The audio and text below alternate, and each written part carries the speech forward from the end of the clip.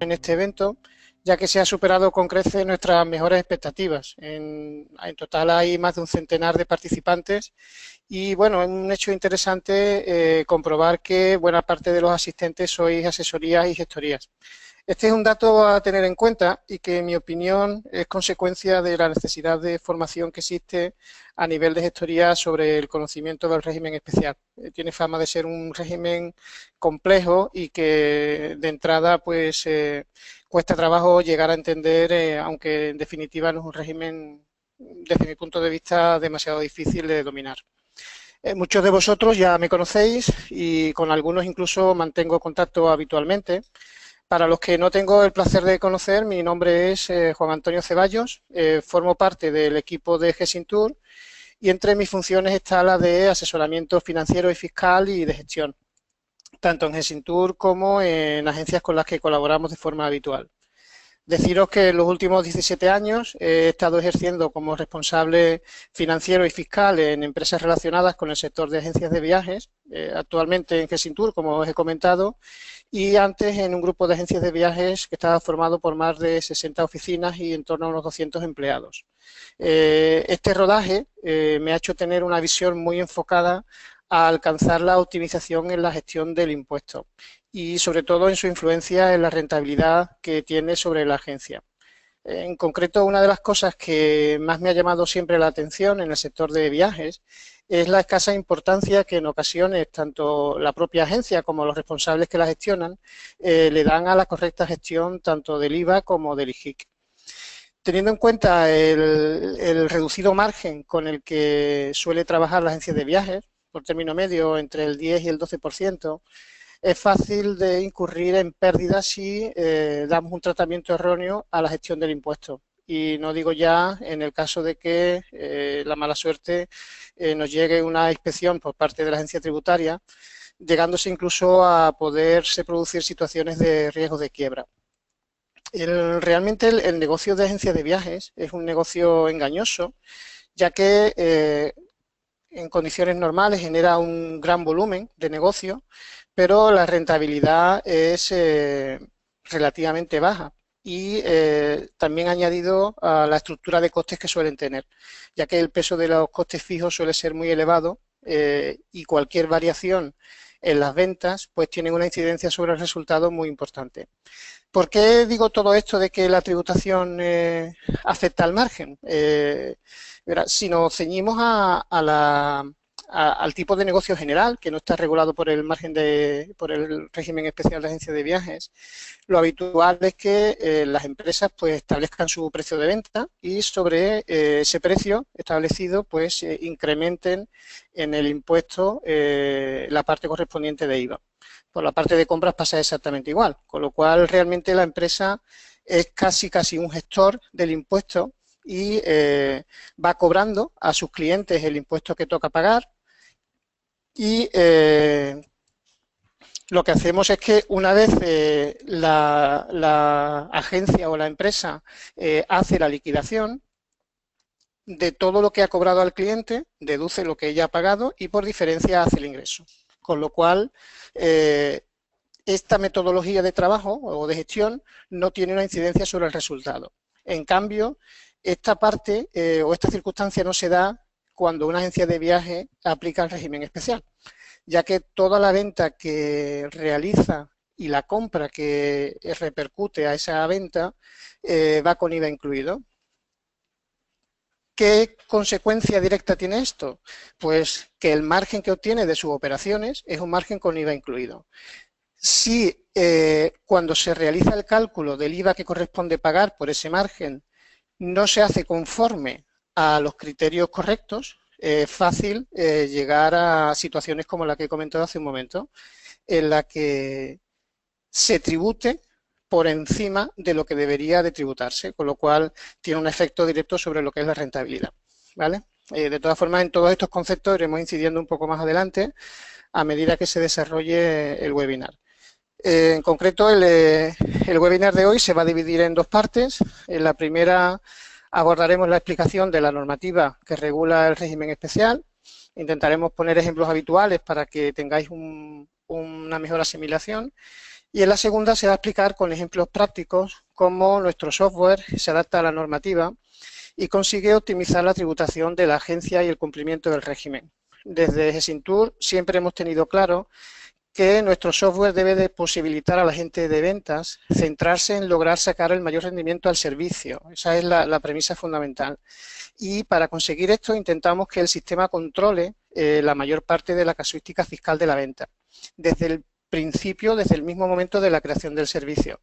De esta forma se libera de esa presión a la gente de venta y no debe de preocuparse por si un servicio tributa en régimen especial o general, si está sujeto o exento, si le tocan unas reglas de localización u otras, y debe de centrar su objetivo en eso, pues en vender productos que les generen una mayor comisión, una mayor rentabilidad, intentar que en un mismo acto de venta haya, en vez de un servicio, pues la prestación de varios servicios, de manera que se aumente la productividad de la agencia.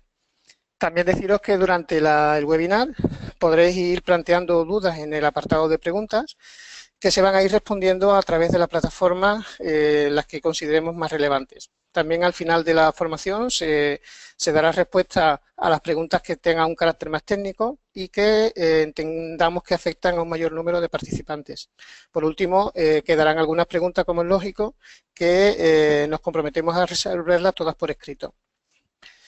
Pues si os parece, en primer lugar deciros que a raíz del cambio normativo, y entramos ya en materia, el impuesto es el mismo tanto para el IVA como para el IGIC, con la salvedad de algunos aspectos de gestión y, lógicamente, por la diferencia de tipos impositivos. En el caso de la tributación canaria, ha dejado de entenderse como lugar de realización sujeto a las islas, pasando a entenderse como un servicio prestado en toda la Unión Europea. Este hecho ha eliminado esa ventaja fiscal que había provocado una deslocalización o traslado de sedes a Canarias de empresas turísticas en los últimos años. Mi objetivo en esta jornada es la de intentar explicaros de la forma más cercana posible la regulación del régimen especial, si bien entiendo que por momentos no me va a quedar más remedio que acudir a referencias normativas y dar una visión un poco más técnica de la explicación. ¿Vale? Intentaremos también aclarar conceptos claves de la regulación y solucionar dudas que os puedan ir surgiendo. Mi objetivo, entre otras cosas, y esto lo quiero marcar porque considero que es importante, es que valoréis cómo de no tomar las decisiones adecuadas en el momento inicial de la prestación del servicio, se puede llevar a la agencia a perder buena parte del margen de la operación, como he dicho en la introducción. Os aconsejo crear un procedimiento de trabajo o plan de actuación que esté enfocado en dejar de forma clara cómo debe de actuar la red comercial ante distintas situaciones que puedan presentarse en el proceso de venta. Si asimiláis esta idea, habrá merecido la pena haber hecho el webinar de hoy. Yo me sentiré satisfecho de haber logrado lo que, a mi modo de ver, es un aspecto muy importante en la gestión de una agencia. Antes de comenzar a explicar el régimen y centrarme en la normativa, es interesante, creo, destacar algunas curiosidades que ocurren con mayor o menor frecuencia en este sector y que condiciona la correcta aplicación de la normativa. En ocasiones se trata de forma compleja hechos tributarios que son simples, debido a una mala definición en el origen de la prestación del servicio, otras veces debido a procedimientos viciados por falta de conocimientos o a las implicaciones que pudieran derivarse o simplemente por comodidad. Un ejemplo claro, a mi modo de ver, es el que se dan en los suplidos, que comentaremos un poco más adelante. También el hecho de que la red de comercial o de ventas es la encargada habitualmente de facturar los servicios al cliente final. Esta situación no ocurre habitualmente en otros sectores, donde quienes se encargan de emitir la factura es habitualmente el Departamento de Administración. Aquí cabría indicar que si una mínima formación fiscal en la red de ventas, es posible cometer errores al confundir, por ejemplo, destinos exentos de sujetos, reglas de localización en caso de renuncia, etcétera.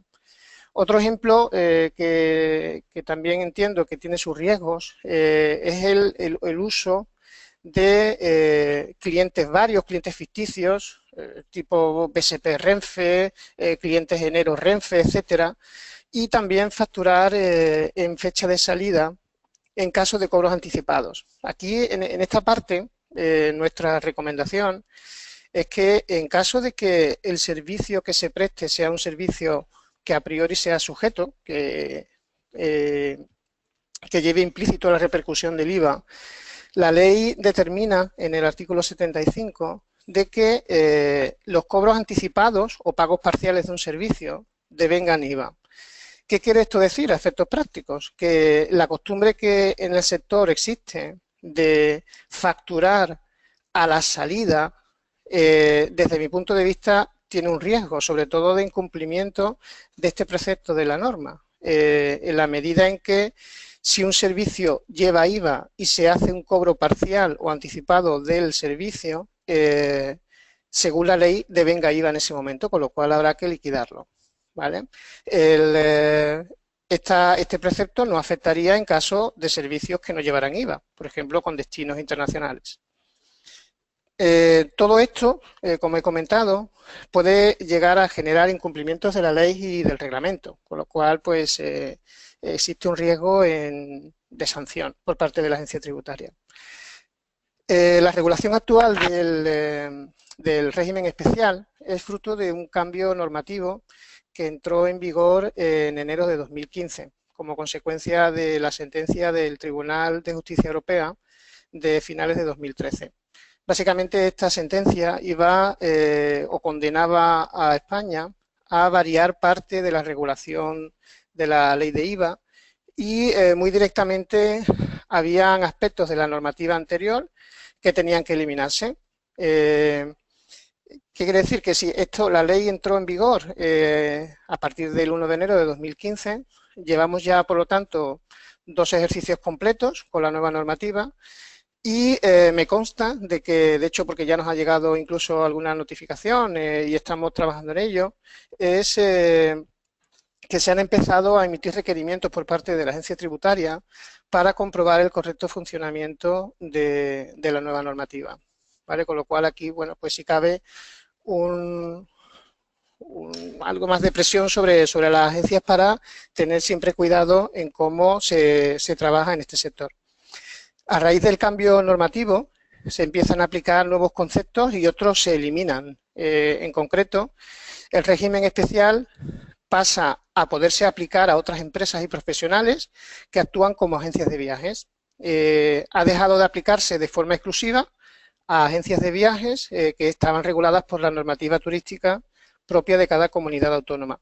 En concreto, sabéis que la regulación de cómo se crea una agencia de viajes y cómo funciona, los requisitos que debe de cumplir, aunque no toca parte de este webinar, pero bueno, pues tienen que cumplir una serie de requisitos en cuanto a creación de avales, establecimiento de seguros de responsabilidad civil, etcétera.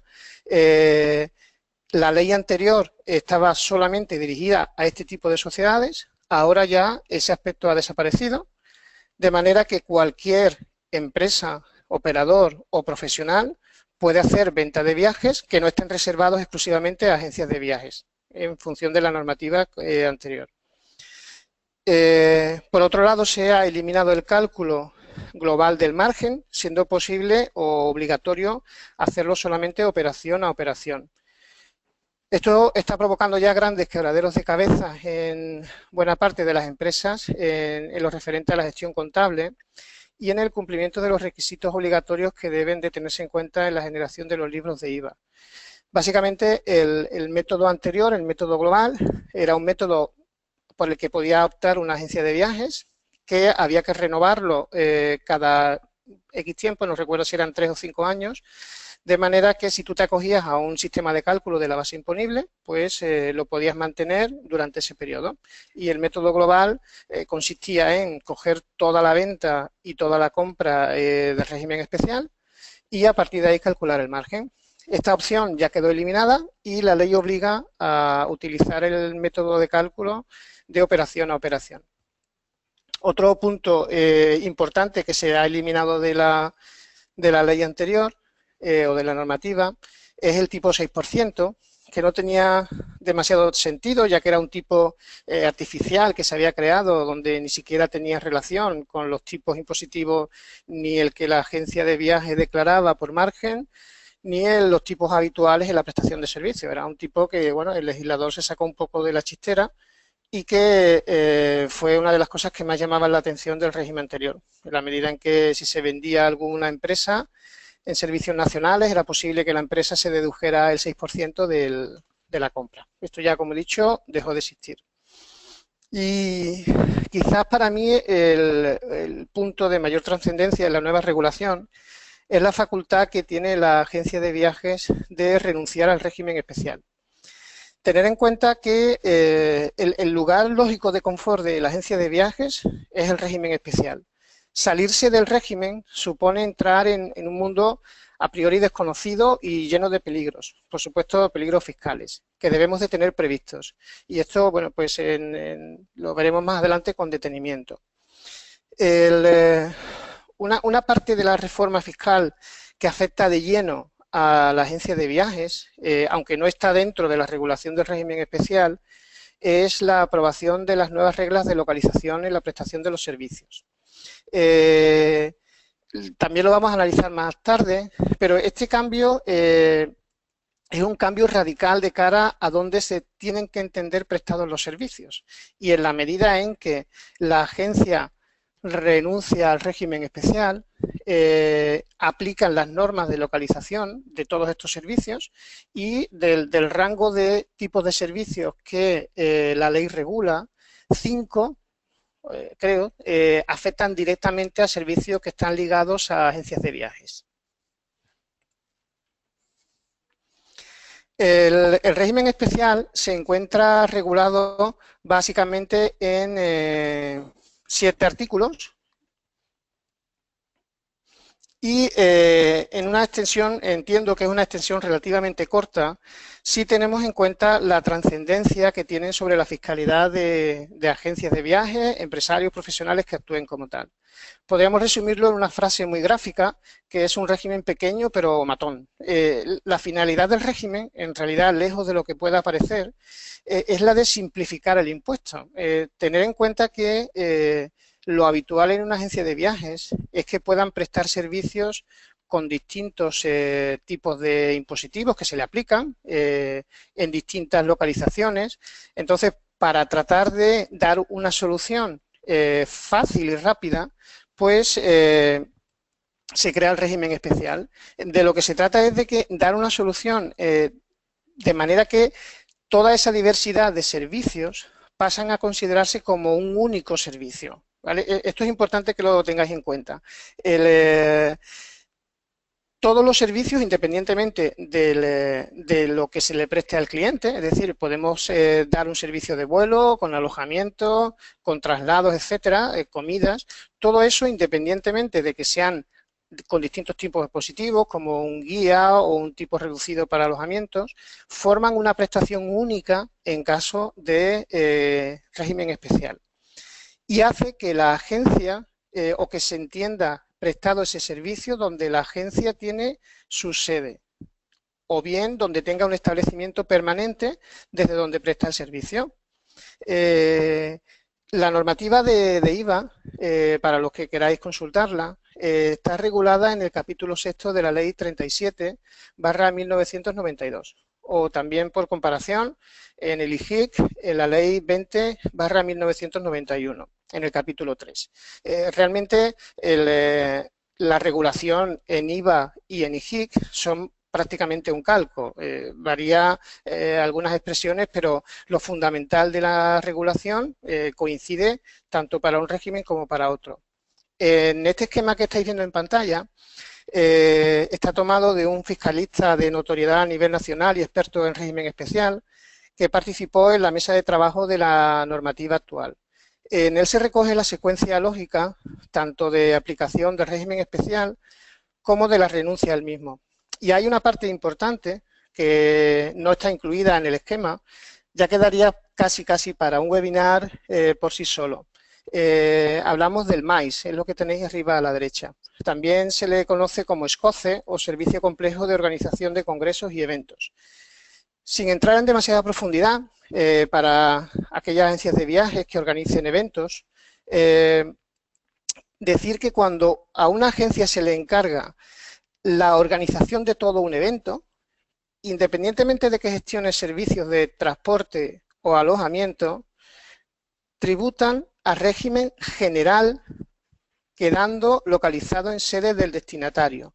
Es decir, una de las características que veremos más adelante en el régimen especial es que tienen que darse necesariamente servicios de transportes o alojamientos y algunos de carácter accesorio, pero el transporte o alojamiento es lo fundamental en este régimen, aparte también de otras condiciones que también veremos, ¿vale? Entonces, en el caso de organización de eventos y congresos, independientemente de que esos servicios se presten, se considera que el servicio principal es la organización del evento y que el transporte o alojamiento, en este caso, pasa a ser un servicio accesorio.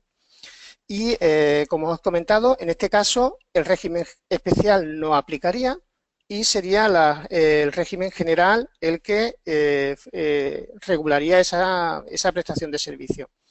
En este caso, las reglas de localización se establece en sede de destinatario.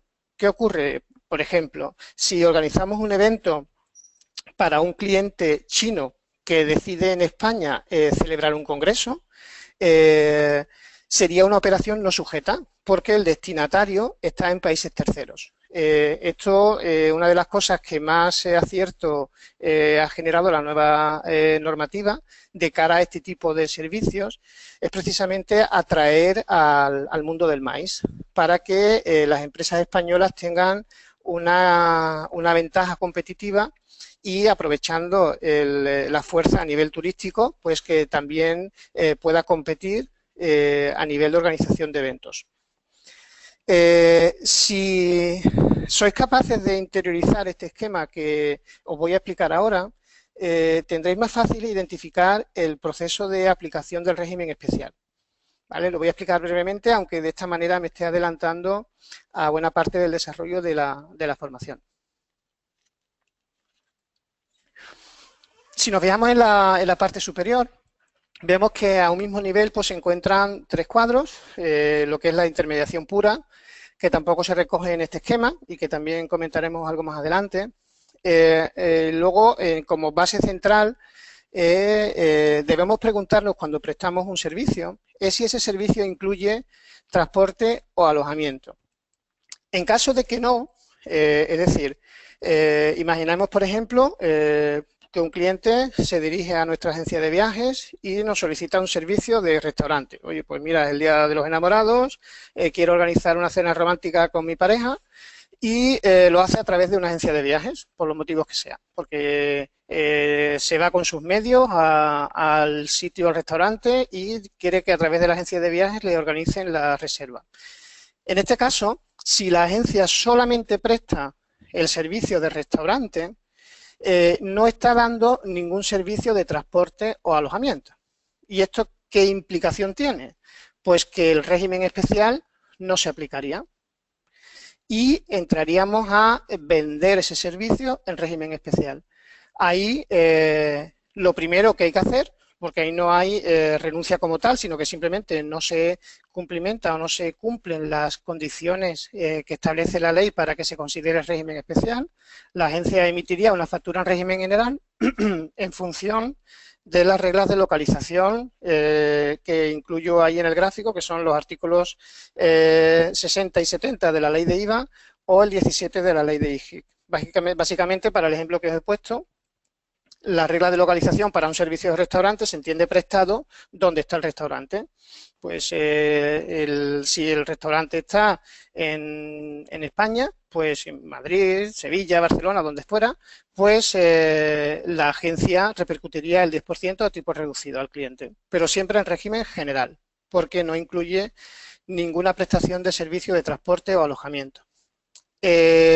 Suponemos otro servicio o este mismo incluso donde, como he comentado antes, el cliente en vez de desplazarse con sus medios a donde tiene esta la ubicación el restaurante, si contrata un transporte con la agencia de viajes, ya no habría exclusión del régimen especial, sino que al haber un servicio de transporte unido a otro accesorio, pues ya se cumpliría el requisito inicial de servicio de transporte o alojamiento y sí estaríamos dentro del régimen especial.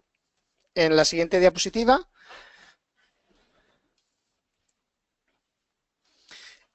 una vez hemos determinado que se aplica el régimen especial, nos hacemos una segunda o un segundo planteamiento.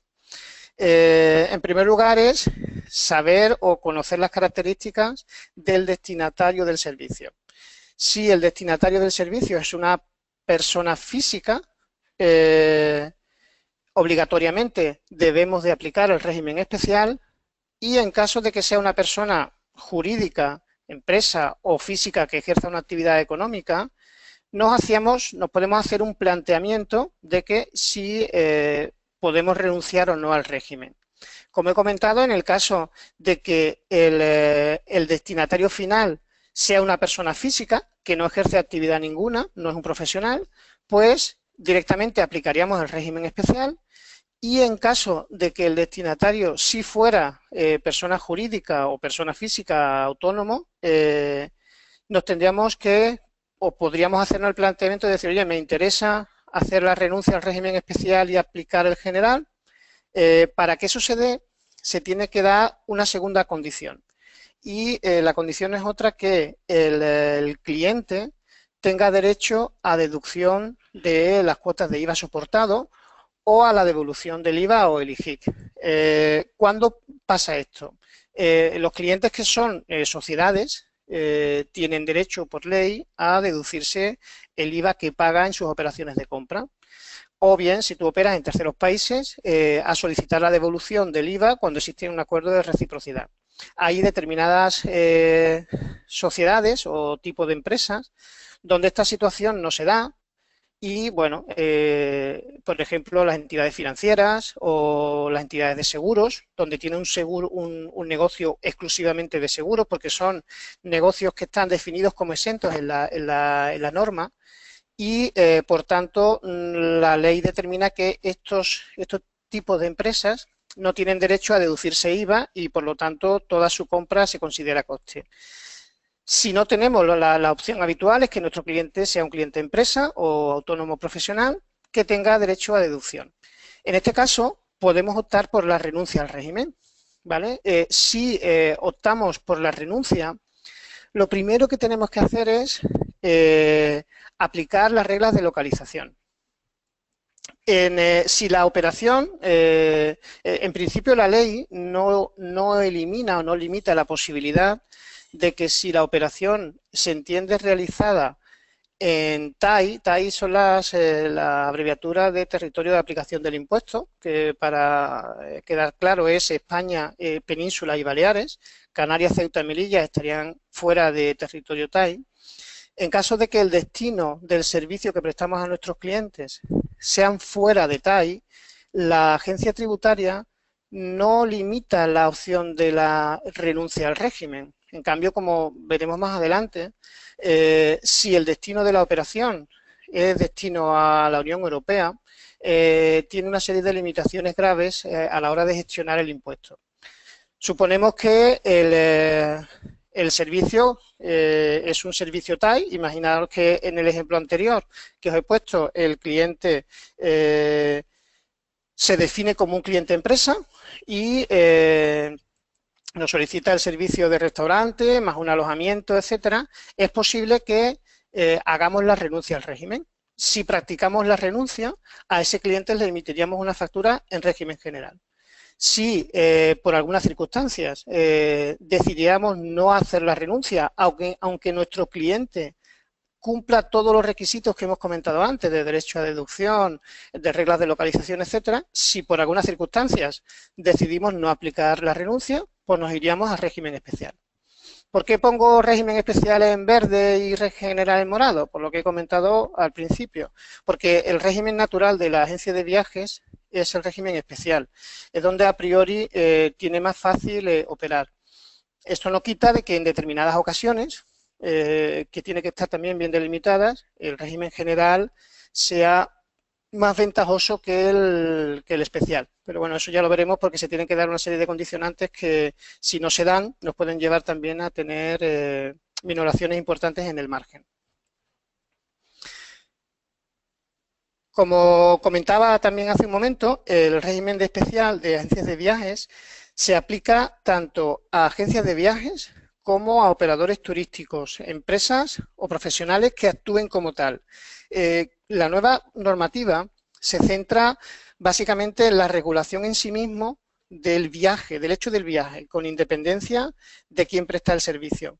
Ahora el régimen especial se aplica a agencias de viajes, como he dicho, operadores turísticos o cualquier empresario o profesional que cumpla los requisitos que se detallan en el artículo 141 del régimen especial. Y entramos ya, si os parece en este momento, en explicar ya el régimen, la regulación del régimen especial.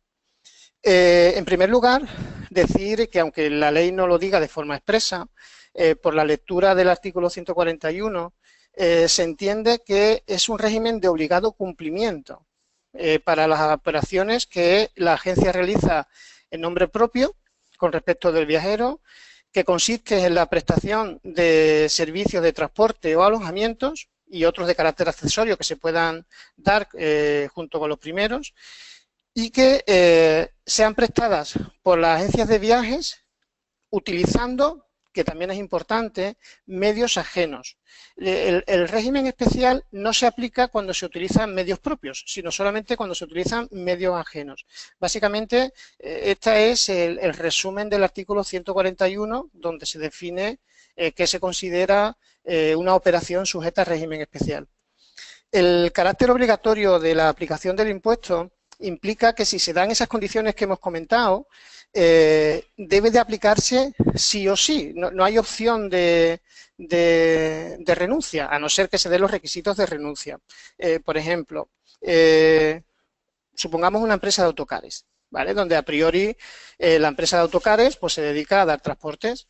Pero imaginemos un supuesto donde la empresa de autocares ofrece un servicio de transporte no con un autocar propio, sino que lo subcontrata con un tercero y que a su vez, porque se suele dar, pueden organizar excursiones o grupos donde contratan el alojamiento con el hotel y organizan grupos y bueno, pueden dar el transporte tanto con un autocar propio como con un autocar ajeno. En este caso, se aplicaría régimen especial cuando la empresa de autocares no preste los servicios con un autocar propio. Y ese mismo servicio, en caso de que lo dé con un autocar propio de su estructura empresarial, pues obligatoriamente tendría que ir en régimen general, porque no se cumpliría el requisito de que utilice medios ajenos. En cuanto a operaciones realizadas en nombre propio, en definitiva, se trata de servicios que la agencia compra a otros operadores en el que asume un riesgo por ello, a cambio de una contraprestación. La intermediación pura no estaría incluida en el régimen especial. ¿Qué entendemos por intermediación pura? Es lo que dejamos de explicar en el cuadro que vimos hace un momento. Básicamente, cuando la agencia de viajes se limita a contactar o a poner en contacto un prestador del servicio, en este caso una mayorista, con el cliente final. La mayor parte de las veces este requisito no se suele dar en las agencias de viajes porque es la agencia quien compra a la mayorista y luego vende al cliente.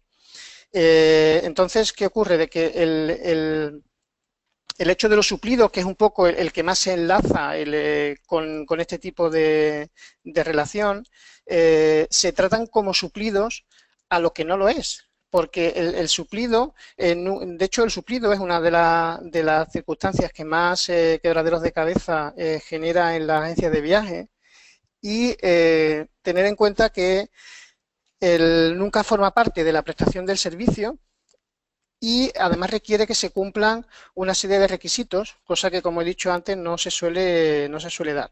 Lo esencial en el suplido es que exista un mandato del cliente final para que se realice en su nombre una contraprestación. A su vez, el verdadero prestador del servicio, que sería la agencia mayorista o comitente, debe de facturar al cliente final y la agencia de viajes únicamente realizaría una labor de mediación, pudiendo darse el caso de que cobre una comisión tanto a la agencia mayorista como al cliente. Un ejemplo claro de suplidos suele ser bueno, cuando hay relaciones con notarías y abogados, y también, por ejemplo, en caso de intermediación pura, un ejemplo claro es en los agentes inmobiliarios, donde realmente el que vende es el propietario de la propiedad, el que compra es un tercero y el agente inmobiliario se limita simplemente a poner en contacto el comitente y el comprador, y puede cobrar o no una comisión a cada uno de ellos o a uno de los dos, ¿vale? Por otra parte, una característica que se tiene que dar en el régimen especial son que obligatoriamente han de prestarse servicios de transportes o alojamientos y eventualmente se pueden dar otros servicios de carácter accesorio, como hemos comentado antes, restaurantes, seguros, etcétera. La condición principal o indispensable es que exista, como he dicho, un servicio de transporte o uno de alojamiento o los dos a la vez. En el momento en que la agencia presta un servicio que no contiene ninguno de estos componentes, pues no puede facturar en régimen especial y enlaza con lo que hemos comentado hace un rato. Otra característica es el hecho de que las agencias tienen, o el régimen especial, solamente regula a los servicios prestados con medios ajenos. Si prestara servicios con medios propios, no podrían facturarse en régimen especial y tendrían que hacerse en régimen general. Otro ejemplo típico de este tipo de regulación es un servicio, por ejemplo, de transporte y alojamiento y un guía propio de la empresa. Los dos primeros tendrían que facturarse en régimen especial y el servicio de guía tendría que ser en régimen general porque es un servicio prestado con sus propios medios. Una vez definido cuando estamos en régimen especial, debemos de plantearnos cómo se realiza la repercusión del impuesto al cliente final.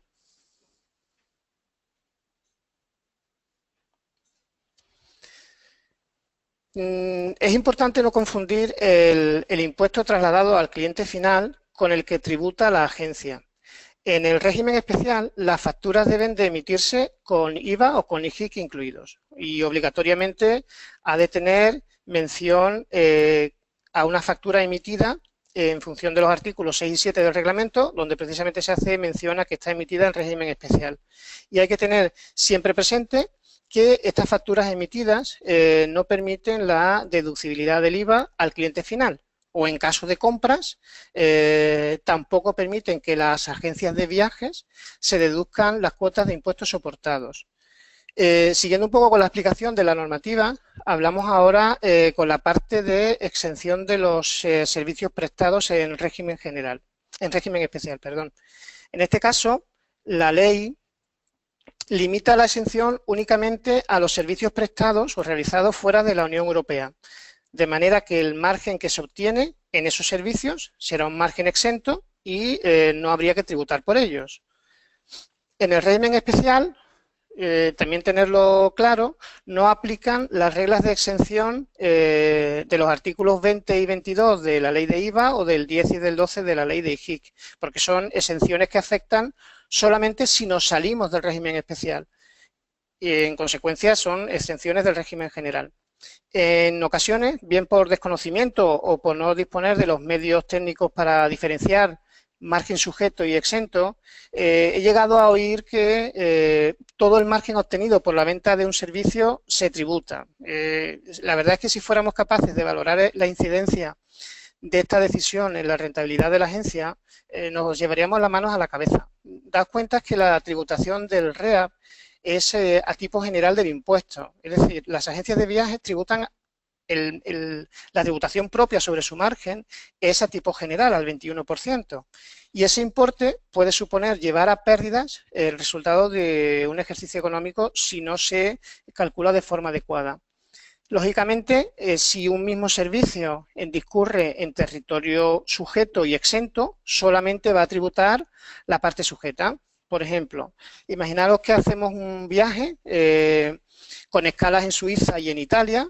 En este caso, solamente el margen obtenido en Italia tributaría. Tenemos que ser capaces de poder diferenciar, cuando se da un servicio de estas características, diferenciar la parte sujeta de la exenta y tributar solamente por la sujeta. Si no se hiciera así, imaginaros, por ejemplo, de que en Suiza pues, se obtiene la mayor parte del margen en una proporción de un 80-20. Si no fuéramos capaces de separar esta generación del margen y lo consideramos todo como margen sujeto, pues estaríamos tributando un 80% por encima ese servicio. Entonces, daros cuenta de la relevancia que puede tener. De hecho, un hecho importante que tenemos que tener también en cuenta es el tratamiento de la prestación como una prestación única que ofrece el régimen.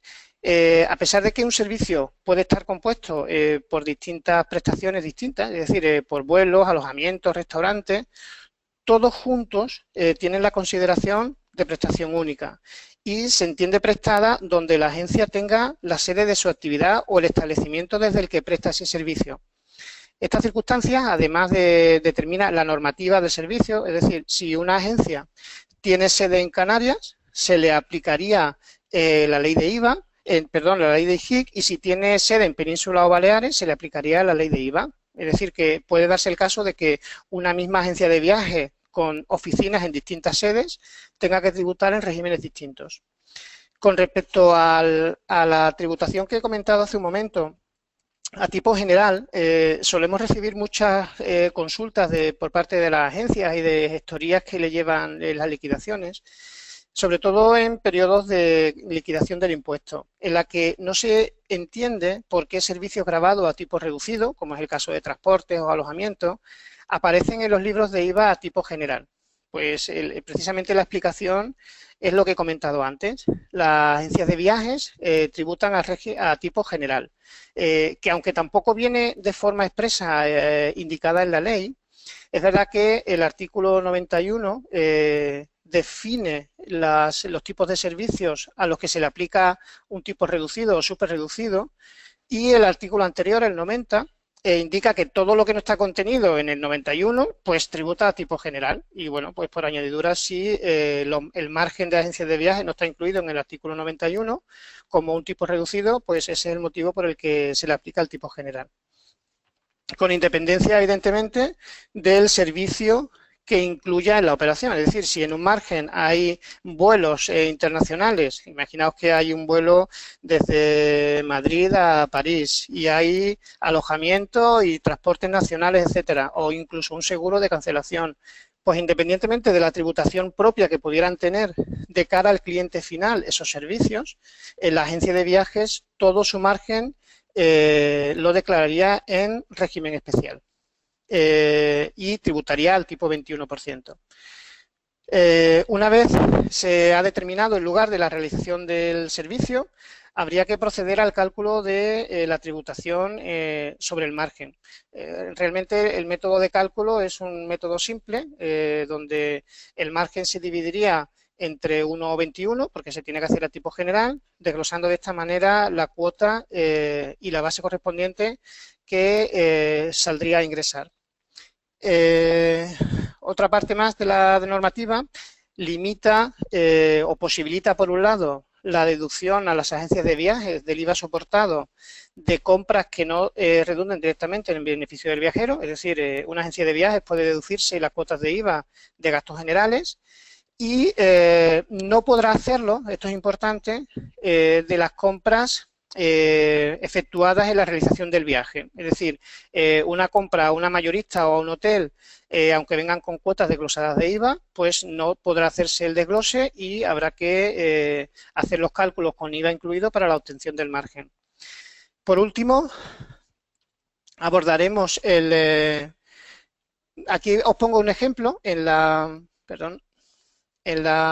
pantalla, donde veis que en principio el método de cálculo es muy simple. Para una operación de 1.000 euros IVA incluidos y unas compras por 900, obtenemos un margen de 100, donde al dividir entre 1,21 se obtiene una base imponible de 82,64 y una cuota a ingresar de 17,36. Comentaros que la forma de trasladar esto al modelo 303 iría junto con el resto de ventas que pudieran haberse realizado en régimen general al tipo 21, en la casilla correspondiente al modelo 303. Por último, como os he comentado, abordamos desde mi punto de vista lo que es uno de los cambios más trascendentes y más importantes que ha sufrido el régimen especial a raíz del cambio normativo, y es la renuncia al régimen.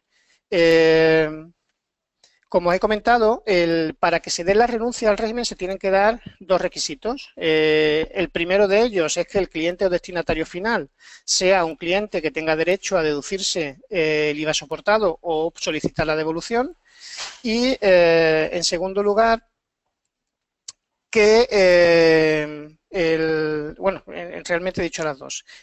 Indicar una característica importante, y es que la renuncia es una facultad de la agencia de viajes. Es verdad que muchas veces la agencia estará condicionada por la presión de su cliente final, en la medida en que le pide que haga la renuncia al régimen, y la agencia, pues si no lo hiciera, pues se arriesga a que el cliente solicite los servicios en otro cliente o en otra agencia de viajes.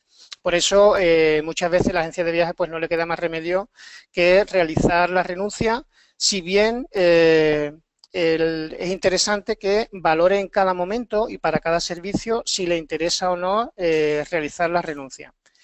Como he comentado, la renuncia, las condiciones las debe de cumplir el cliente final, y la agencia de viajes es la que hace el derecho, o la que ejerce el derecho de renuncia. En los supuestos en que una agencia de viajes preste servicios a clientes que tengan condición de empresario, podrá solicitar la devolución de las cuotas de IVA soportado. Es decir, si yo renuncio al régimen especial en la venta de mi cliente, lógicamente las compras que yo realizo para prestar ese servicio sí tienen la consideración en este caso de poder solicitar la devolución de las cuotas soportadas, ¿vale? Un requisito también que marca la ley para que se entienda que la renuncia se ha hecho es que se tiene que comunicar al cliente final o se tiene que autorizar de forma previa o simultánea que el cliente cumple los requisitos de deducción. Para hacer más fácil esta gestión, ¿qué es lo que se hace? También el legislador aquí ha optado por simplificar el procedimiento, de manera que se entiende que una operación se ha practicado la renuncia si en la factura que se emite no aparece la coletilla operación sujeta a régimen especial. Es decir, cuidado también en este aspecto, porque si no tenemos correctamente configurado nuestro software, perdón, es posible que emitamos facturas a clientes pensando que estamos tributando en régimen especial, pero que no incluyan esa coletilla de que es una operación en régimen especial de agencia de viajes. Con lo cual la agencia tributaria, en caso de inspección, entendería que no son operaciones de régimen especial, con el consecuente gestión de una declaración paralela. Entonces, una vez nosotros hemos practicado la renuncia al régimen, lo primero que debemos de hacer siempre es aplicar las reglas de localización de donde se entiende prestados los servicios. En este caso pasaríamos de haber considerado una prestación única, como comentábamos al principio, al hecho de que cada elemento del servicio tiene que tributar de forma separada según la regla que le toque y el tipo impositivo que se le aplique. Es decir, si damos un servicio de alojamiento o un servicio de guía, pues el alojamiento se entenderá prestado donde esté el alojamiento, el hotel, y el guía se entenderá prestado donde efectivamente esté presentando o esté acompañando al grupo, y cada uno pues lleva una tributación por separada. Como os he comentado al principio, cabe la posibilidad de que un cliente nos solicite la renuncia al régimen en caso de servicios que tengan como destino la Unión Europea. Desde mi punto de vista, este es un un hecho que puede ocasionar graves problemas de gestión en la agencia de viajes, ya que los servicios tanto de alojamientos como de transportes, restaurantes, entradas a espectáculos, rentacar, etcétera, son servicios que se entienden prestados donde está ubicado en este caso, donde está ubicado el hotel, el restaurante, etcétera. Si hiciéramos una venta de un servicio a la Unión Europea, pongamos por ejemplo Francia, para que la agencia de viajes pueda hacer la renuncia al régimen, necesita obligatoriamente poder emitir una factura con IVA francés. Y este caso no se da en la actualidad, sino que por norma general no se tiene en cuenta esta consideración y se emite una factura de alojamiento con tipo español a pesar de que el hotel esté en Francia. Esto es un riesgo, tiene un riesgo fiscal enorme, ya que la factura estaría mal emitida en su totalidad. La única forma que una agencia de viaje, en función de sus intereses de negocio, pues pueda prestar este tipo de servicios es precisamente pues dándose de alta en censo francés y estableciendo una sede en Francia, de manera que desde allí pueda prestar servicios en Francia. Sabemos que esto es una condición que, bueno, es difícil de cumplir, pero que ahí está. Otro inconveniente que tiene la renuncia al régimen es precisamente que en el momento en que la agencia realiza la renuncia, a todos los efectos pasa a régimen general. ¿Qué quiere esto decir? De que si yo recibo una factura por parte de un proveedor que es un operador turístico y no ha realizado la renuncia al régimen, me puedo encontrar, como veremos en el ejemplo siguiente, donde no puedo deducirme las cuotas soportadas, pasando todo eso a coste y afectando de una manera muy grande a la obtención del margen. Y bueno, pues entonces es lo que os decía también al principio, de que es muy conveniente tener siempre establecido un plan de actuación para que según las condiciones, oye, pues tomar un camino o tomar otro. Hay mayoristas que pueden hacer o que hacen de forma habitual la renuncia al régimen, otras que no lo hacen ni se lo plantean. Entonces, la agencia de viajes, en función de que renuncien o no al régimen, pues igual les interesa más contratar con una mayorista que haga la renuncia, a pesar de que tenga una comisión pactada, una comisión de intermediación inferior. Entonces, bueno, conviene que siempre hagáis esta valoración doble cuando los servicios que prestáis salen del territorio de aplicación del impuesto. Esto es España, Península o Baleares. En la medida de lo posible, no hacer la renuncia al régimen y si lo hacéis sabéis que tenéis que cumplir otra serie de requisitos. Y luego la otra es siempre tener en cuenta que si vosotros hacéis la renuncia, lo ideal sería que hubiera una renuncia en cadena y que vuestro mayorista también hiciera la renuncia. En caso de que sea un servicio directamente con un hotel, pues lógicamente estas circunstancias pues no ocurrirá porque los hoteles suelen emitir sus facturas con IVA desglosado. Aquí, bueno, presento ahora una serie de ejemplos, porque siempre de manera gráfica es posible que podáis apreciar mucho mejor el efecto que tiene el hecho de aplicar la renuncia o no.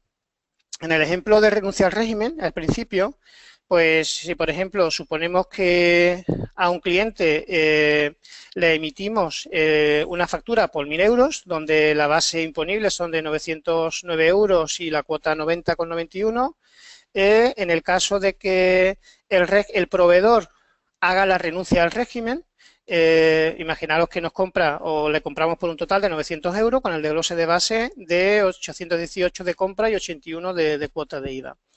En este caso, el margen que obtiene la agencia es un margen por diferencia, 909 menos 818, en régimen general, y serían de 90 euros y haría una liquidación de 9 euros, que es lo que correspondería por la diferencia también entre la cuota repercutida del cliente y la cuota soportada.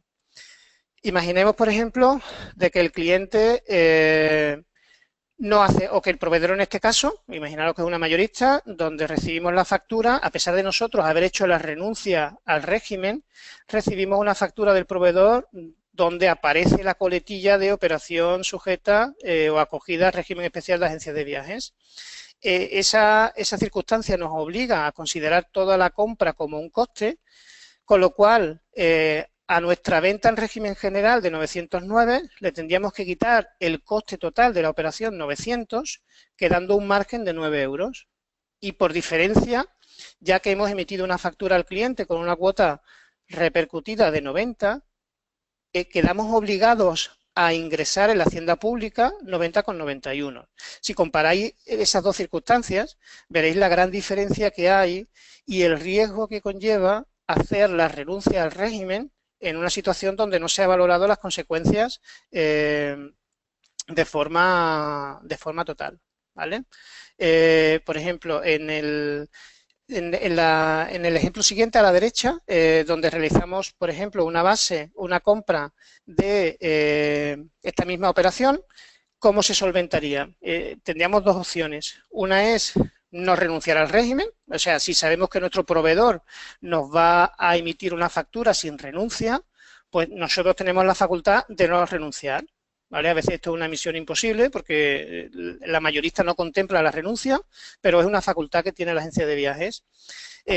Otra situación que se puede dar, que igual es menos favorable de cara al cliente, supone que al precio que la mayorista o al precio de venta, incluirle o incrementarlo yo en la cuota de IVA. Es el ejemplo que aparece arriba a la derecha, donde sobre los 1.000 euros de venta, que es el precio recomendado por la mayorista, yo incremento el IVA. Es verdad, en este caso el cliente en vez de 1.000 euros pagará 1.100, de manera que por lo menos mi margen no se va a ver afectado porque yo tendré una venta o un ingreso en la base imponible de 1.000 euros menos los 900 de compra al proveedor, quedarán 100 de margen, con lo cual mi margen incluso es superior a los ejemplos que hemos visto antes, pero a su vez tendré que hacer un ingreso de IVA de 100 euros que son los que le he repercutido al cliente, ¿vale?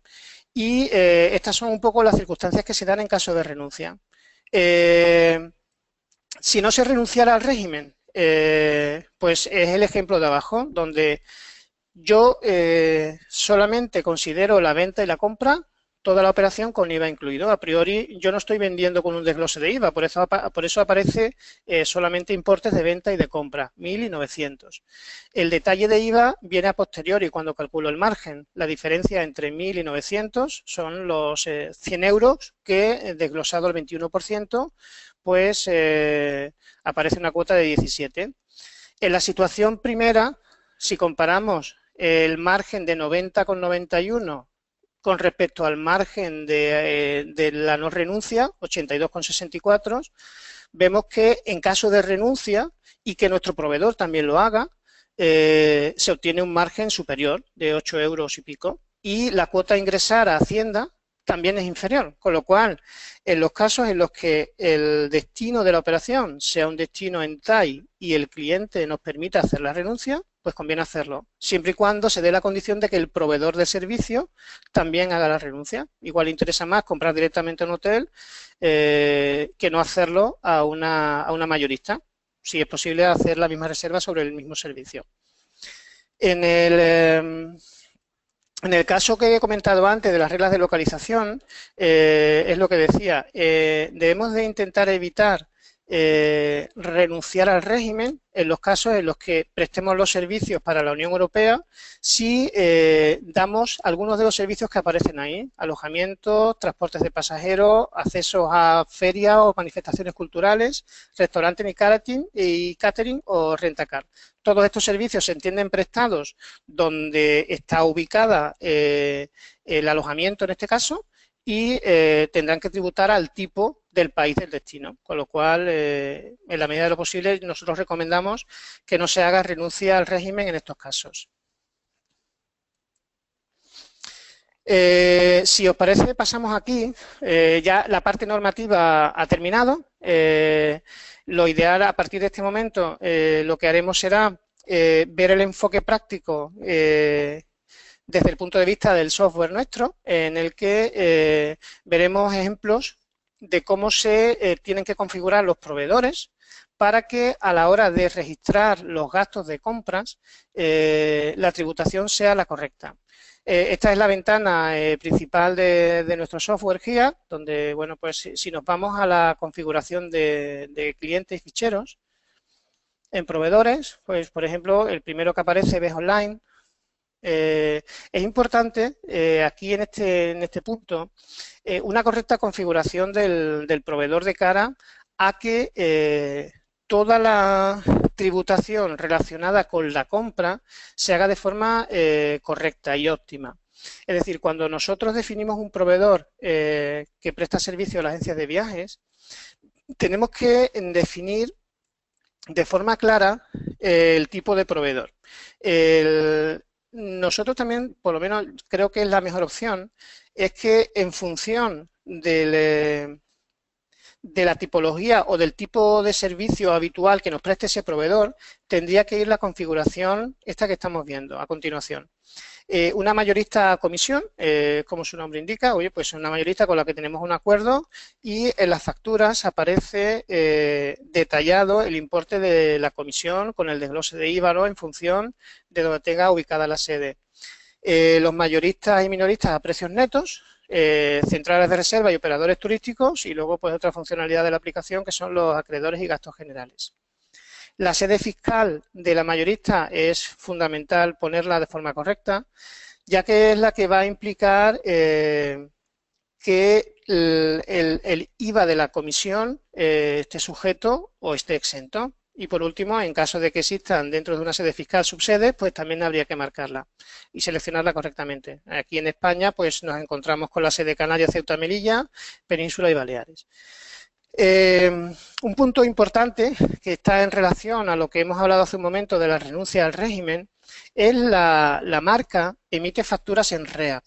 Esta marca, a priori, debería de estar marcada siempre que la mayorista o el proveedor que estamos configurando emita de forma habitual a la agencia facturas donde aparece la coletilla de régimen especial de agencias de viajes. No sé si tengo por aquí alguna factura donde aparece, mira, sí, pues aquí, por ejemplo, está una factura de Solole o Sololé, donde está emitiendo o presta un servicio a la agencia de viajes y aparece en este recuadro, es una empresa ubicada en Canarias y por eso hace referencia al artículo del IGIC.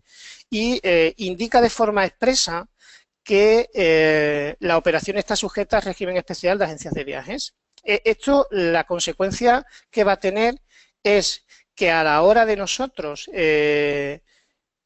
desglosar el posible IVA ante una renuncia al régimen, no me va a permitir deducirme ese IVA soportado que pudiera tener la operación, ¿vale? Entonces, esta marca es de una trascendencia importante y debe de tenerse siempre presente a la hora de contabilizar los costes en nuestra plataforma, en nuestro software de gestión. Por ejemplo, ahora, si os parece, pues pasamos a... he creado un expediente ejemplo para que veáis la incidencia de todo lo que hemos hablado anteriormente, donde realizo 3 servicios de alojamiento con distintas mayoristas. En todos, al final, he supuesto que el cliente es un cliente profesional que tiene una actividad como autónomo y eso me ha permitido emitir una factura en régimen general.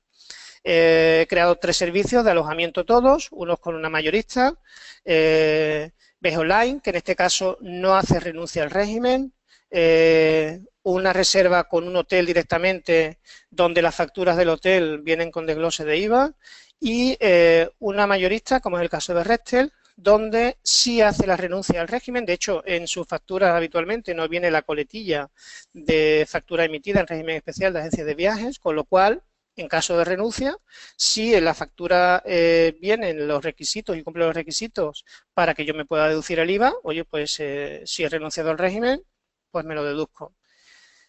En el módulo de facturas de compras, si por ejemplo entramos en Viaje Online, vemos que es una mayorista comisión, como vimos antes en la configuración, aparece marcada la casilla. Esta casilla, mientras que se está editando la factura, siempre está la posibilidad de marcar o desmarcar y incluiría pues la comisión que nos ha dado, el tipo de IVA correspondiente a la comisión, ya que Viaje Online es una mayorista con sede en Península, el coste neto, 818, y mi venta. Lo importante es que luego, cuando veamos el ejemplo de cómo se liquida el IVA, de cómo se hace el cálculo, el IVA correspondiente a esta factura no lo puedo deducir y considero la totalidad como un coste, es decir, los 1.000 euros de recepción de coste son coste total de la operación. Esto no pasa, por ejemplo, en el caso de Meliá Hoteles, donde si vemos que es un operador turístico o central de reservas sin marca. ¿Qué quiere decir? Que en el caso en el que yo haya emitido o haya renunciado al régimen en la factura a mi cliente final, en el caso de que esta factura cumpla los requisitos, que habitualmente suelo hacerlo, de factura con desglose de IVA, pues me voy a poder deducir la cuota de IVA correspondiente. Y lo mismo pasaría con Restel. Es otra mayorista donde la marca no está habilitada y me va a permitir, independientemente de que exista una comisión de intermediación con Restel, me va a permitir deducirme el IVA de la compra realizada para prestar el servicio al cliente final. Si os parece, podemos ver algunos ejemplos de facturas que he ido obteniendo de clientes nuestros, donde bueno, he borrado todos los datos identificativos de la factura, pero que a modo de ejemplo son gráficos porque os puede ayudar a identificar cuando una factura que recibamos por parte de nuestro proveedor podemos tratarla como si pudiéramos deducirnos las cuotas de IVA soportado o no. En este caso de Sololé, como he comentado antes, sería una factura que si nosotros hemos facturado, hemos prestado el servicio en régimen especial, pues no tendría incidencia ninguna.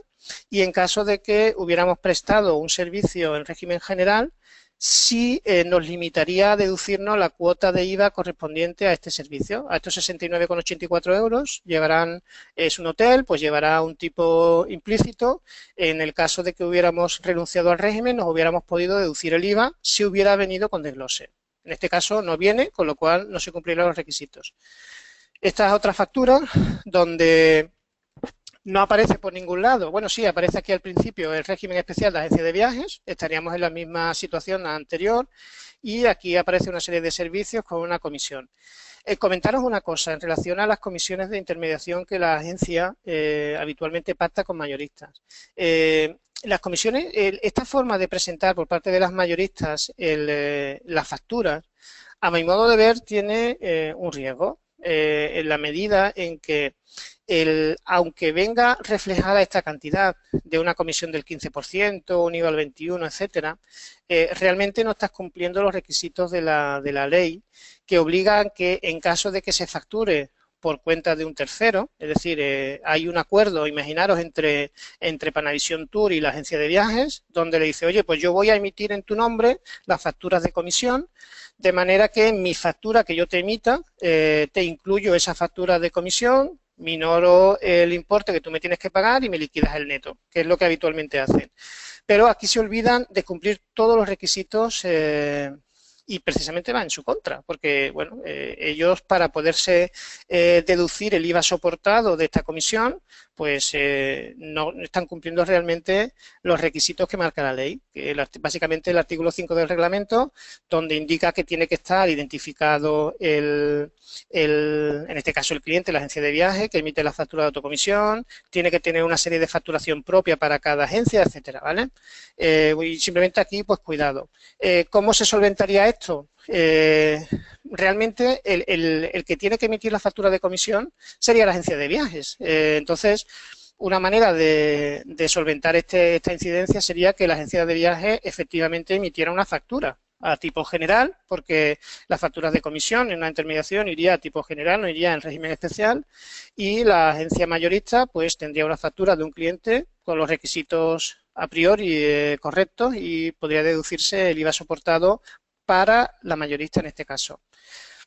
Esta es otra factura de un hotel donde aparecen sí el desglose de IVA, ¿vale? Y pasamos a otra, 1001 hoteles, donde estaríamos en una situación parecida. Aquí, si acaso también un cierto contratiempo, en esta factura no aparece por ningún lado que es una operación sujeta al régimen especial de agencia de viajes y tenemos el hándicap de que el precio del servicio no está desglosado. ¿Qué quiere decir estos efectos prácticos? Que tampoco podría deducirme el IVA de la compra. En caso de que yo hiciera una factura en régimen general por este servicio a un cliente final, la recepción de esta factura del proveedor no podría deducirme la cuota de IVA que va implícita en los 226 euros, que es a tipo reducido porque es un servicio de alojamiento.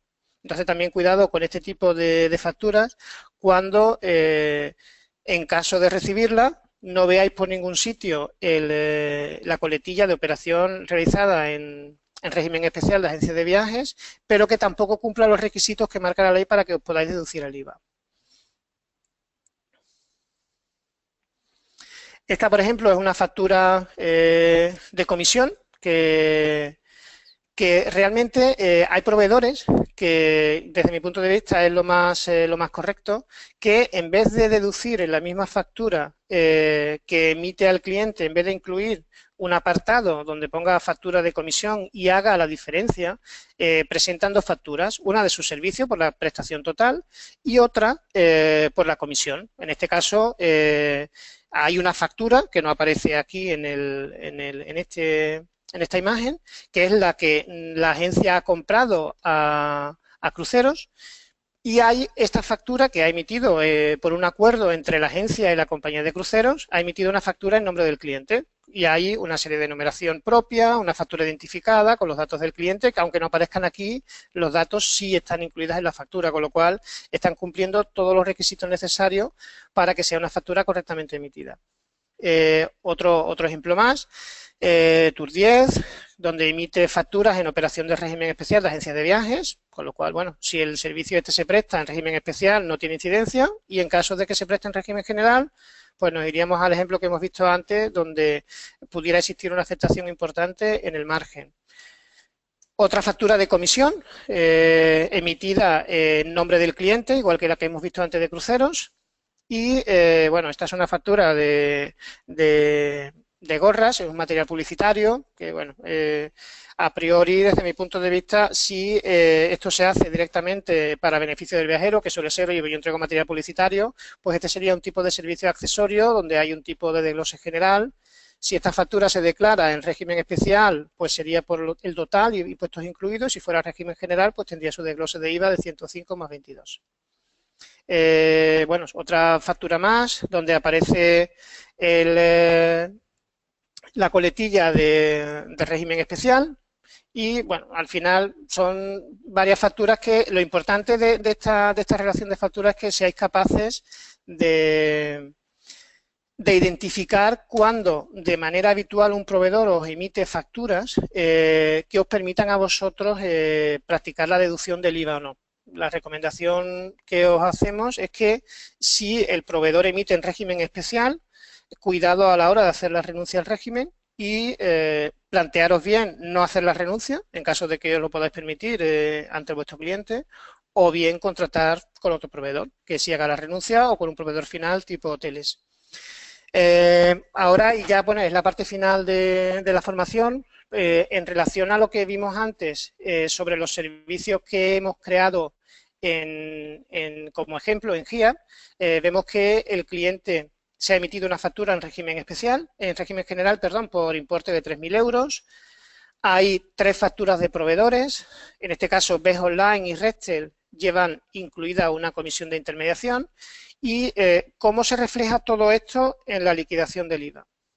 Pues este ejemplo que vemos aquí aparece por un lado el listado de facturas emitidas en régimen general, donde hay una consideración bien por tipo de documento de ventas, que son las facturas emitidas al cliente, o otra característica de cómo se declara IVA en régimen general repercutido es a través de la compra por la intermediación. Es decir, las facturas Best Online y la de Restel contenían una intermediación de 150 euros cada uno, que van a tipo general al 21% y llevan implícita una cuota de IVA a tipo general. Y luego, pues las 3 facturas emitidas en régimen general al cliente, pues son de base 909 y 90 de cuota de IVA. Agrupando según tipo de IVA, tenemos que al 10%, pues en total de cuotas son 272 euros, y al tipo 21, que coincide con el de la intermediación, pues hay 63. Todo esto es IVA repercutido y que tendríamos que ingresar en la Hacienda Pública. Por otro lado, ¿qué tenemos? La factura de BES Online, que si os acordáis, al tener la coletilla de factura emitida en régimen especial, no tiene cuota de IVA deducible y no me permite quitar o minorar la cantidad a ingresar a Hacienda, con lo cual lo considero todo como coste. Y luego están las facturas del hotel y de la otra mayorista Restel, que sí permitía la deducción porque no venía en régimen especial, con lo cual tengo una cuota de IVA soportado para cada proveedor, en el caso del hotel 81 y 90 en el caso de Restel. Esto al final pues me genera una deducción de mi cuota a ingresar de 172 euros. Las compras exentas o no deducibles de BES Online pues aparecen con 1.000 euros. Y ahí estamos viendo el efecto de cuál sería nuestra liquidación. Al final, bueno, pues la operación de venta serían los 909 euros, la comisión también sería un ingreso de la agencia por el cual tendría que ingresar cuota de IVA, ¿vale? Y bueno, pues al final sale una liquidación por diferencia de 163 euros aproximadamente si hacemos los cálculos. Lo importante aquí en este ejemplo es que os deis cuenta de las consecuencias o el efecto que tiene el practicar la renuncia al régimen sin haber hecho previamente un análisis de la situación en relación a la compra, ¿vale? Y bueno, pues creo que a priori debería de ser una de las consideraciones que tengáis que tener en cuenta con más ímpetu a la hora de practicar el día a día de la agencia. Por mi parte, hemos llegado al final del webinar. No me queda más que agradeceros a la atención que hayáis prestado y todo el tiempo bueno, que hayáis permanecido. En cualquier caso, las preguntas que tengáis, pues vamos a empezar a analizarlas y a dar respuestas a algunas de ellas. ¿Vale? Como yo me comprometo en que todas las preguntas que no queden respondidas en este momento, pues hacer respuesta por escrito. Pues hacemos la configuración para empezar a hacer las respuestas y volvemos enseguida. Hola, bueno, pues aquí estoy de nuevo. Disculpadme, tengo que poner gafas porque si no, no veo lo que pone. A ver, Rocío Gutiérrez nos pregunta si le haces un descuento a un cliente, yo no puedo meter esa comisión que me marca el mayorista. Bueno, a priori el tema de descuentos, nosotros entendemos que el descuento realmente no es que lo de la mayorista, porque va un poco enlazado con lo que comenté. Cuidado siempre a la hora de identificar una operación como suplido o directamente como una compra. Es decir, lo habitual en las agencias de viajes es que compre un servicio a la mayorista y luego lo venda al cliente, incrementando en ocasiones el precio, etcétera. ¿Qué ocurre? De que si vosotros decidís por vuestra cuenta aplicar un descuento comercial, lo lógico es que ese descuento vaya en función del propio margen de la agencia. Nada tiene que ver con la comisión de intermediación, es decir, yo puedo, si tengo pactada con la mayorista del viaje una comisión por la compra de ese paquete a la mayorista, pues se la facturo con normalidad. Y luego de cara a mi cliente, que es donde yo entiendo que viene la pregunta, si yo practico un descuento, ese descuento irá sobre mi margen. La consideración de que vaya al tipo del servicio o al tipo del margen de la agencia, yo creo que lo lógico es que fuera al tipo 21% en caso de que sea un servicio sujeto y exento en caso de que sea un servicio exento. Es decir, la norma, de hecho hay muchas consultas vinculantes que indican que en la medida en que un servicio está prestado sobre uno principal, si el principal es un servicio sujeto o exento, lo que facturemos a nivel de comisión, intermediación o descuento sobre ese servicio tendrá el mismo tratamiento fiscal. Es decir, si yo hago una venta exenta a un cliente, los descuentos que practique deben de ser exentos y si son sujetos, sujetos.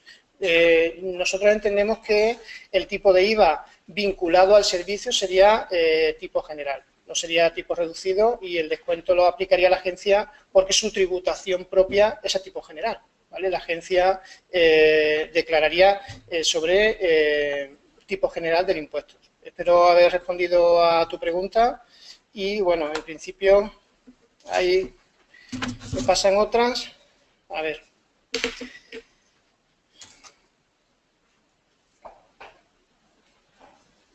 Vale. Me preguntan aquí también, en relación al ejemplo que he dado antes, en el caso de una agencia de viajes que pudiera contratar un servicio con sedes distintas, pues, un segundito. Vale. ¿Cómo se crearía esta operativa en nuestra aplicación? A ver si soy capaz de conseguir. Lo importante es, si tenemos claro que el servicio transcurre por distintas sedes, que seamos capaces, voy a crearlo en el mismo expediente 40 que teníamos antes,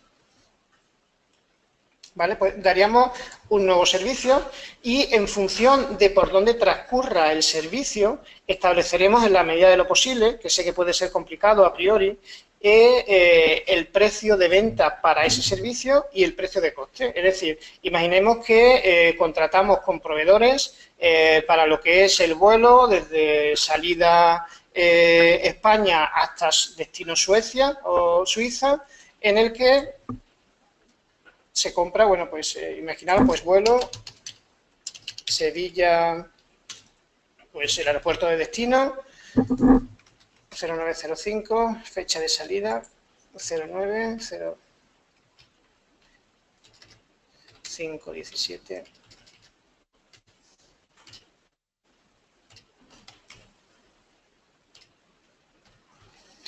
Y vuelta, pues imaginamos que el 10 del 5.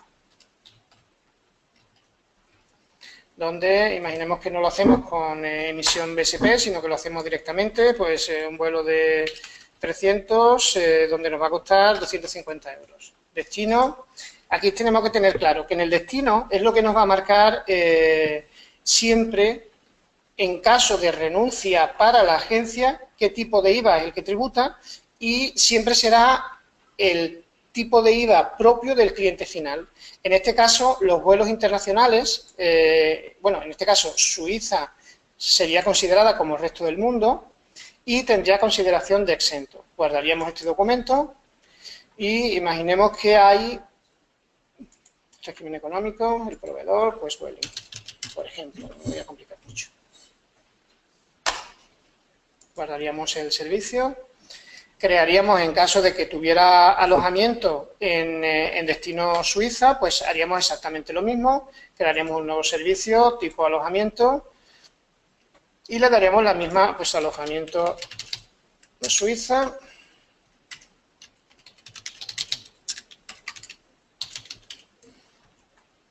Igual, mismas fechas, 0905 y 1005. Pues, por ejemplo, pues 200 euros, una comisión del 10%, seleccionamos exactamente igual, país tercero y ya le va a poner un tipo exento resto del mundo, ¿vale? Todo esto al final tenemos que tener en cuenta lo que hemos ido diciendo, de que para mí toda esta operación al final la voy a emitir en régimen especial, ¿vale? Porque si hemos llegado a la conclusión de que emitir una factura en régimen general para territorio que no sea TAI, pues tiene sus riesgos, como yo no puedo emitir una factura con CIF italiano o con CIF suizo, toda esta factura la voy a hacer en régimen especial. Entonces, me está definiendo una serie de tipos de IVA de cara al cliente final, pero luego cuando yo tribute voy a tributar a tipo general porque el lugar de realización del impuesto en régimen especial es Europa, Comunidad Europea. Aquí guardamos el servicio y luego haríamos lo mismo exactamente. Pues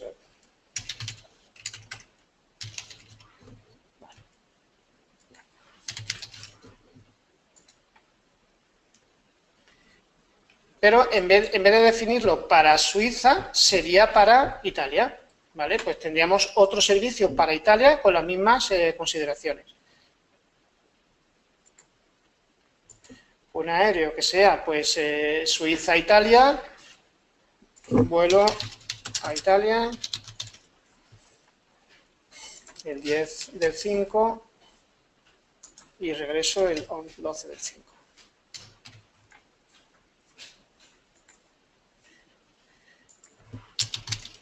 Vueling, son los proveedores que tengo creados, no es que Vueling.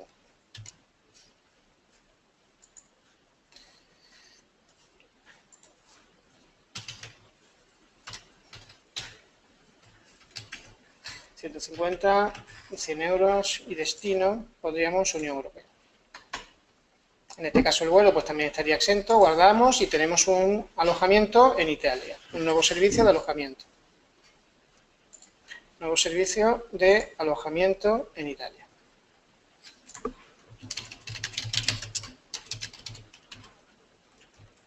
¿Vale? Pues aquí haríamos lo mismo, desde el día, creo que puse 11, la fecha es lo de menos, al 12, y pondríamos el importe, imaginaos que contratamos directamente con el hotel, pues hay 90 euros por una noche y 75 de coste en Unión Europea, y pondría aquí, bueno, imaginamos que seguimos en la cadena de Meliá. Vale, y me está marcando que es a tipo reducido, ¿vale? Aunque de todas formas, este tipo de, en el momento en que yo emito una factura en régimen especial al cliente, todo el IVA que está definiendo el servicio a priori no se va a ver. En caso de renuncia es cuando la factura se emitiría en exento en aviones, en reducido en hoteles, suponiendo que tenemos un FID de Italia, etcétera, ¿vale? Pues aquí ya he creado los 4 servicios y en función de toda esta creación de servicios distintos, emitiríamos una factura seleccionando todos los servicios pendientes de facturar y tenemos que tener en cuenta de que cada servicio tiene de forma específica un destino marcado. Entonces, aunque aquí no lo veamos y toda la factura esté emitida en régimen especial, con IVA incluido, imaginamos que lo cobramos en metálico y generamos la factura. Generamos factura. Espérate, lo he emitido en régimen general, lo tengo que hacer en régimen especial. Acciones, anular. ¿Vale? Bueno, con los que conozcáis GIA, que sepáis que podéis hacer una... Vale, queda un cobro, tendría que eliminar el cobro. A ver. Cobros. 740. Eliminamos el cobro, la compensación. Disculpad este contratiempo. Y borramos el cobro. Ahora sí, ya estamos en disposición de anular la factura que teníamos antes emitida, ¿vale? Perfecto. Pues ahora entramos aquí y le damos a la acción de anular. Lo que decía antes, emitimos la factura, hacemos el mismo proceso anterior, nueva factura. Es verdad que me da continuamente mensajes que yo he sido imprudente y no los he leído. Os recomiendo que siempre leáis las ventanas emergentes de la aplicación. Y en este caso, por ejemplo, pues vamos a emitir la factura en régimen especial, como os he comentado, ¿vale? Una vez la factura se genera, esto es donde decía, oye, compruebe el régimen de facturación, tipos impositivos, que yo no lo he hecho antes, por error. Y, vale, perfecto. Pues ahora, vale, pues, espera. Tenemos la factura de aquí y le damos a generar factura. Es para que la veáis, ¿vale? Esta factura, bueno, pues está emitida sin desglose de IVA al cliente y con indicación de que es una factura acogida al régimen especial de agencia de viajes, ¿vale? Es lo importante. Luego, internamente, cuando en la aplicación se genera el libro de IVA, que ya no nos da tiempo a hacerlo. Vale, pues, estos servicios que están aquí creados, en el apartado de administración, liquidaciones de impuestos, tenemos el módulo de generación de libros de IVA. Cuando se generen esos libros de IVA, La aplicación, según la configuración que se ha elegido en la creación del servicio, va a desglosar de forma independiente los servicios sujetos de los exentos y a la venta le va a hacer el mismo tratamiento. De manera que vamos a ser capaces de diferenciar el margen obtenido en Italia del margen obtenido en Suiza. Porque en la generación del libro de IVA, una de las cosas que tiene la aplicación nuestra es precisamente la creación del libro a nivel de líneas de factura. Es decir, yo no estoy generando un libro de IVA por los 740 euros, que es el total de la operación, sino que estoy haciendo líneas en el libro de IVA a nivel de cada uno de los servicios. Tendré para la línea de venta un precio de venta y un coste según el proveedor. Oye, Vueling, el vuelo Sevilla-Suiza tendrá un coste y una valoración en venta. Entonces, en función de cada uno de los servicios, yo hago el cálculo de forma separada, con lo cual está siempre controlado la tributación del régimen, en función del ejemplo que vimos antes. A ver, otra pregunta, dice, a la hora de determinar el margen bruto, la ley dice claramente que se calculará teniendo en cuenta la cantidad cargada al cliente, excluido el impuesto del valor añadido. Vosotros lo habéis calculado a partir de la cifra total cobrada al cliente. Se incluye con el IVA incluido. ¿Alguna aclaración al respecto? Sí, mira, en relación a este punto, la interpretación de la ley te habla de base imponible, es decir, ¿qué es la base imponible de la agencia en régimen especial? Y hablan de qué es el margen de la operación. Y dice, bueno, ¿y qué es el margen? Pues el margen es la cantidad cargada al cliente, impuestos excluidos, menos las compras, impuestos incluidos, realizadas a proveedores. Esos impuestos excluidos, tenéis que tener en cuenta lo siguiente, que se refiere a los impuestos que le toca liquidar a la agencia de viajes, al 21%. No tiene que ver con los impuestos de cada uno de los servicios, sino que cuando yo he calculado el impuesto que me toca liquidar, que es el margen dividido entre 1,21, ya he hecho el cálculo de la base, precisamente. O sea, estoy cumpliendo con ese requisito el cálculo de la base de esa operación, ¿vale? Y quizás pueda llevar a error esa interpretación, y es precisamente eso, de que en la coletilla impuestos excluidos, en el apartado de la cantidad total facturada al cliente, hace referencia precisamente al impuesto que le toca liquidar a la agencia, no el que lleve los servicios que el cliente está soportando. Es decir, si yo tengo un servicio de hotel facturado a un cliente a tipo reducido y la agencia de viaje por ese margen declara el 21%, que está incluido, yo calculo el 21% y lo minoro de la venta de mi cliente, ¿vale? Eso es lo que tenéis que tener en cuenta y ese es el procedimiento de cálculo del régimen especial. Otra pregunta, ¿cómo se calcula el IVA con alguna operación que desafortunadamente se ha tenido que vender en pérdidas o por cambios repentinos en tarifas? Vale.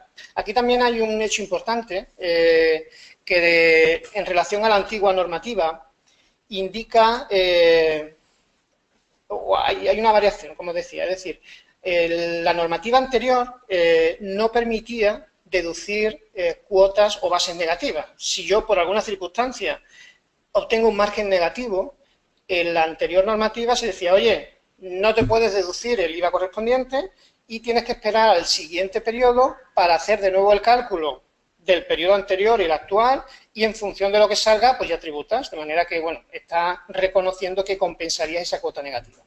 En la actualidad la ley, con el cambio normativo, no dice nada. Es decir, se ha eliminado esa mención a la no deducibilidad de bases negativas. Y como no dice nada, pues es perfectamente posible, a mi modo de ver, de que si en una operación hay una pérdida y esa operación está en régimen especial, evidentemente la tributación de ese margen es negativa. Es decir, porque si se hace el cálculo tanto para un margen positivo, la misma operación ha de hacerse en el caso de margen negativo. Con lo cual, en este caso, ¿qué le haríamos? Pues esa cantidad que sale negativo minoraría el IVA a ingresar. Hay una casilla en la cuenta, en el modelo 303, donde en vez de netear el IVA repercutido, pues hay una casilla para precisamente las variaciones de base imponible, facturas rectificativas, etcétera. Ahí es donde yo entiendo, y de hecho es donde estamos poniendo, en caso de operaciones que generan un margen negativo, esas cantidades a minorar. ¿vale? Espero que haya respondido correctamente o que te hayas hecho mi respuesta. Otra pregunta. Soy una mayorista y le hacemos una autofactura de comisión a un minorista. Cada minorista tendría una serie distinta de autofactura. La ley es lo que marca. La ley, sí, bueno, la ley, en este caso el reglamento de facturación. El número 5, el artículo 5, por si lo quieres analizar, establece, precisamente analiza estos casos, donde se establecen acuerdos entre dos sujetos pasivos para que uno facture en nombre de otro. Y en este caso, precisamente se habla de que siendo posible esa operativa, mediante un acuerdo, no hay a priori limitación ninguna, sí se indica de que las facturas de comisión tienen que llevar una serie propia.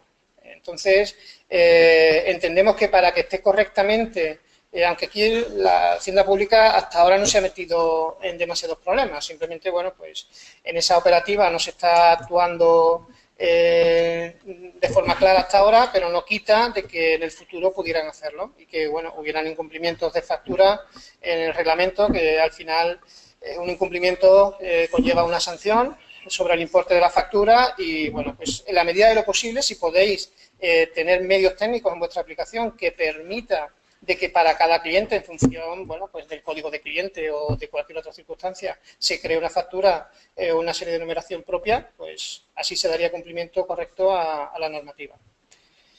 Otra pregunta más. Las facturas a clientes, tanto personas físicas como profesionales o empresas, al estar adscritos al régimen especial, no aparece el IVA. Entiendo que la pregunta va en el sentido, personas físicas o profesionales.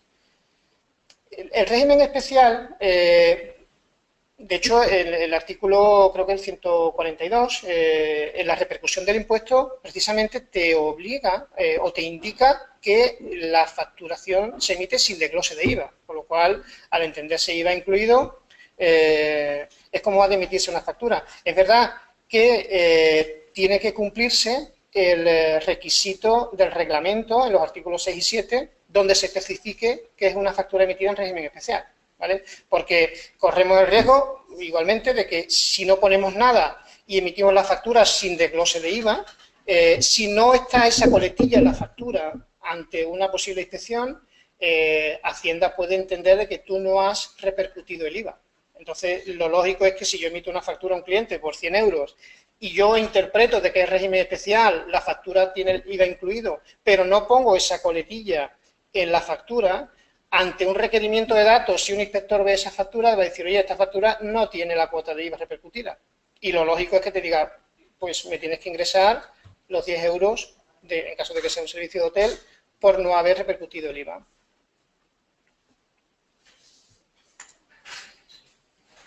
Vale. Una pregunta. ¿Puede una factura liquidarse, en una factura liquidarse operaciones en dos regímenes distintos, especial y general? Pues a priori, sí.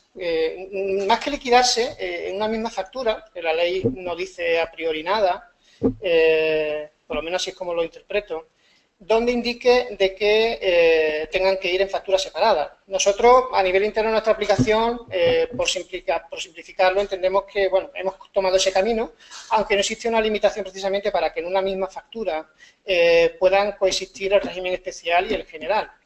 Es importante que luego, a la hora de hacer la liquidación, de que seamos capaces de identificar cada uno de los regímenes en una misma factura. Esto a nivel de gestión y sobre todo para la gestoría. Imaginaros una gestoría que os pide listados. Oye, pues pásame una factura o el listado de facturas para haceros la declaración, ¿vale? Ante esa situación, si una factura contiene dos regímenes distintos, es casi imposible de que la gestoría pueda identificar que haya parte en régimen general y parte en régimen especial, si hablamos solamente de un listado. Otra cosa es que tenga delante el documento físico y esté viéndolo, pero eso genera una carga de trabajo adicional importante. Y luego, a nivel de facturas de compras, es verdad que hay un requisito obligatorio que la ley indica de que tiene que llevarse un registro de compras separado para las compras o las adquisiciones realizadas en beneficio del viajero. ¿Eso qué quiere decir?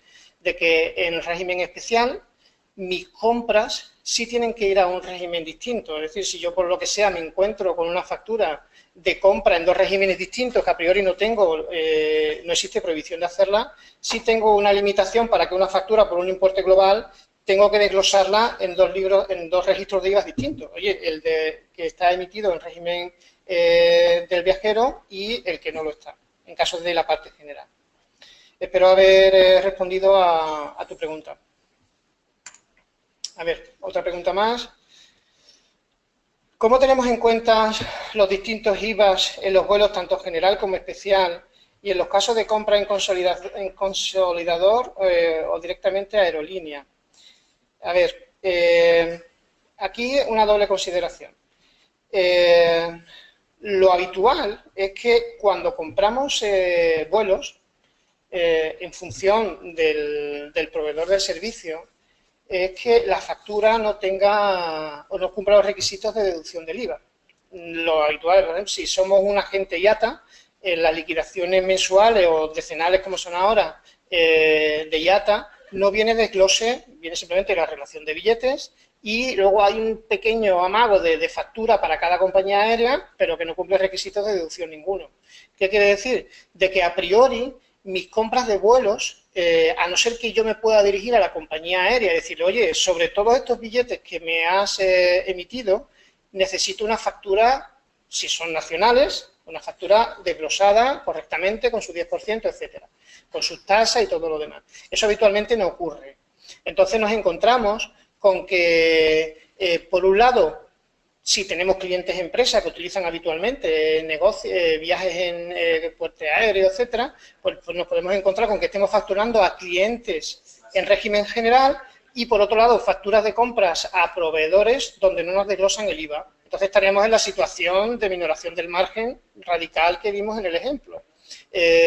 Por ejemplo, Ryanair, otro ejemplo claro. Habitualmente Ryanair, cuando da una factura, la da a nombre del pasajero, no suele cumplir en ningún momento los requisitos de deducción del IVA. Otra cosa es que sea un documento válido a efectos de justificar mi gasto. Oye, pues yo tengo una compra que para mí supone o me genera un resultado económico, pero otra cosa distinta es la liquidación del impuesto, en este caso del IVA o del IGI, que yo realice. Si resulta que la factura que me manda el proveedor no cumple los requisitos que marca la ley, no me puedo deducir el IVA y eso lo tenéis que tener muy en cuenta. De hecho, la marca que aparece en nuestra aplicación, en nuestro software, pone facturas REA o IVA no deducible. Es decir, que si por algunas circunstancias no puedes deducir el IVA, también tendrías que meter esa marca. ¿Vale? Entonces, los vuelos, la medida en que se facturan en régimen especial, pues no tienen incidencia ninguna. Es decir, el cliente va a recibir una factura con IVA incluido en régimen especial y la agencia va a declarar por el margen del vuelo. Da igual que el vuelo sea, siempre que sean destinos comunitarios. Ahora, si es un vuelo internacional, evidentemente no tiene incidencia en tributación para la agencia de viajes. Un vuelo Sevilla-París en régimen especial estaría sujeto y un vuelo Sevilla-Canarias en régimen especial estaría exento. Por unos tributas y por otros no.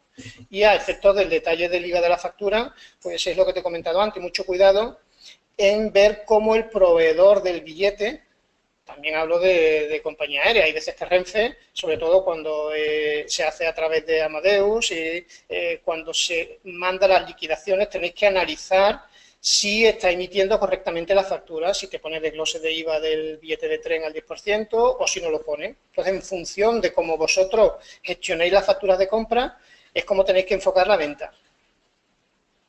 Otra pregunta más. ¿En qué casos concretos tenemos un IVA devengado al 10% en lugar del 21%? Me llamó la atención el ejemplo en las ventas iban al 10%. Por ejemplo, supongamos que este ejemplo va simplemente o se produce únicamente cuando renuncio al régimen especial.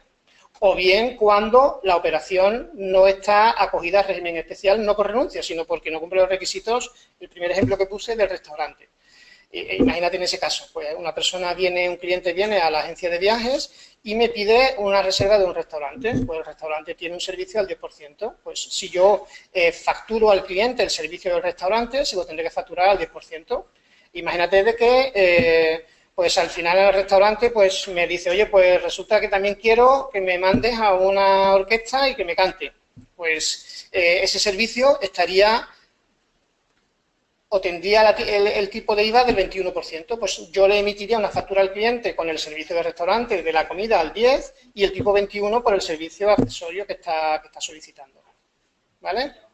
En fin, vamos a parar aquí el tema de las respuestas.